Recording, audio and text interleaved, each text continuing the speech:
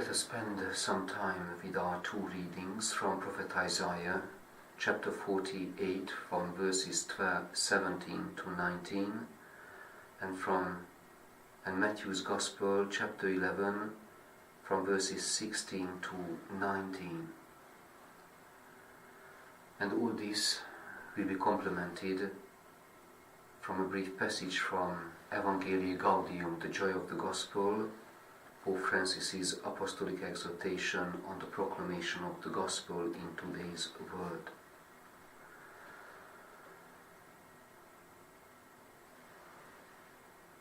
The vision, the prophecy of Isaiah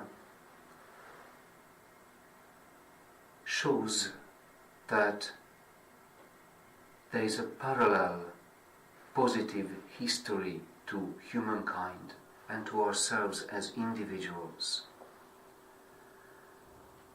If we are not bogged down by sin and our unfaithfulness to the covenant, there is a truer self of our culture, of our communities, nations, and us as individuals.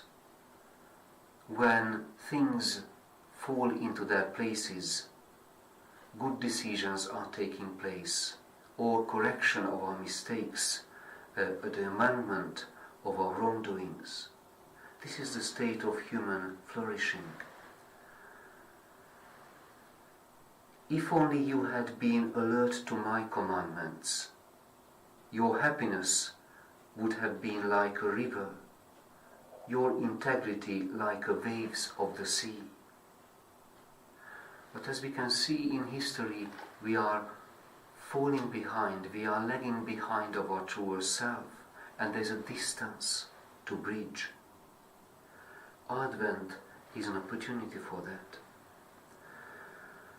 We can read Matthew's Gospel along these lines, that when Jesus warns his contemporaries that what description can I give for this generation? It is like children shouting to each other as they sit in the marketplace. We played the pipes for you and you wouldn't dance. We sang dirges and you would not be mourners. For John came neither eating nor drinking, and they say he is possessed. The Son of Man, the Messiah, comes, eating and drinking, and they say, look, a glutton and a drunkard, a friend of tax collectors and sinners. So Matthew's Gospel shows that when there is a distance, a wounding distance between our truer self and who we are, burdened, laid down by our sins, then there is an inability to see clearly the way out of our present state. We won't recognize the path of salvation, even the need of amendment. And we can complement this thought of distance with the Pope's encouragement for evangelization. Because when the local community and as individuals, when we proclaim the gospel, actively or passively, through prayer for others and through actions, then that's the way of bridging the distance. That's the way of arriving to our truer selves.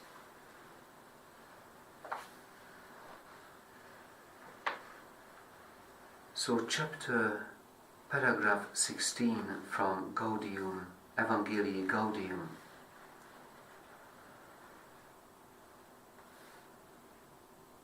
The scope and limits of this exhortation.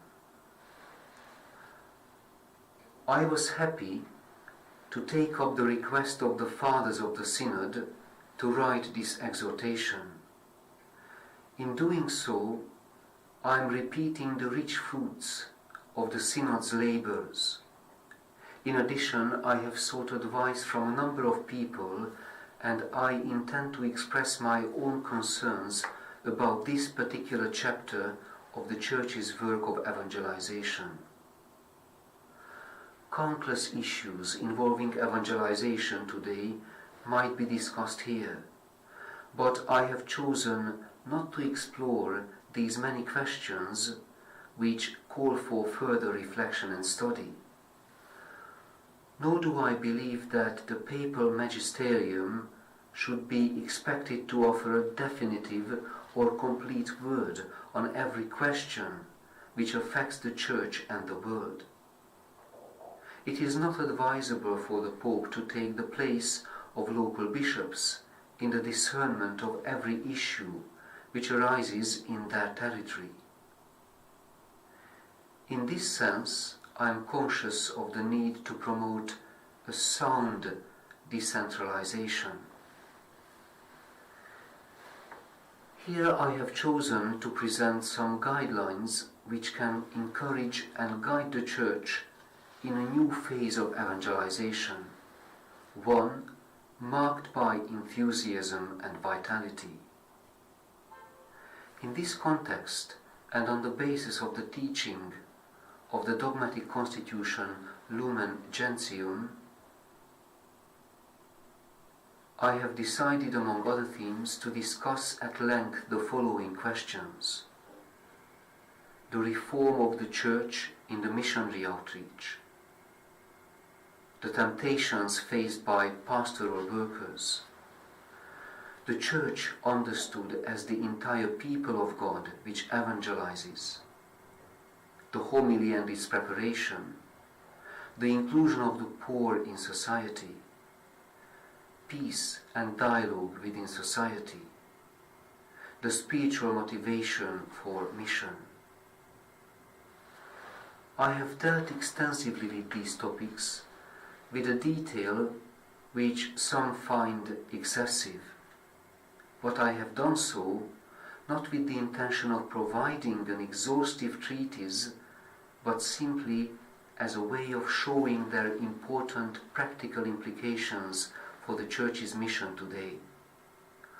All of them help give shape to a definite style of evangelization which I ask you to adopt in every activity which you undertake.